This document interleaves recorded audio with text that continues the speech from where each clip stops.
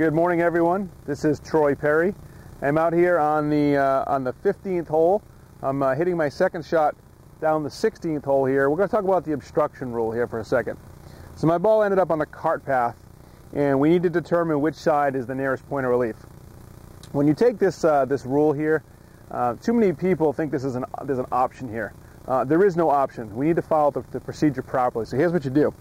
So my golf ball is right here on the cart path. It's almost in the middle of the cart path. We cannot determine which side to drop this on until we go through this procedure. And the procedure goes like this. I'm going to take my nearest point of relief on each side of the cart path. I have to take the golf club that I think I'm going to use for my next shot. So I think I'm going to hit a 5-iron. So I've got my 5-iron in my hand. I need to take complete relief, that's number one, from the cart path. Make sure your feet and your heels are not on the cart path. Once I do, and I determine where my nearest point of relief is going to be, I put a tee down on the ground, so I have a tee right here on the ground. I then do the same procedure on the opposite side, again, making sure I've got complete relief from my ball and my stance. I take that nearest point of relief, I mark it with a tee. From there, I then use my golf ball as the reference point, and I determine which tee is closest.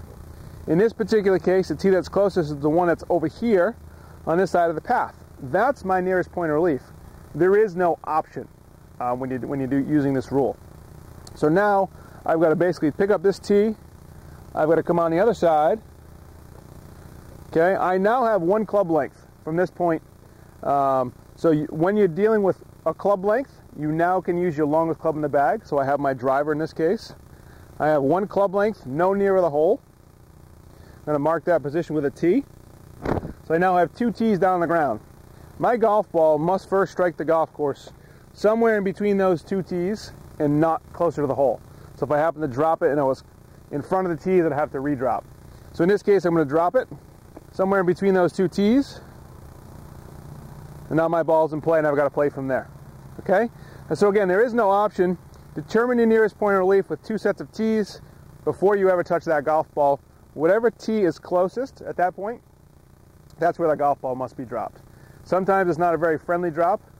That's why we leave the golf ball there, because I may want to hit it off the cart path. If you have any questions about this ruling, please see one of your golf professionals.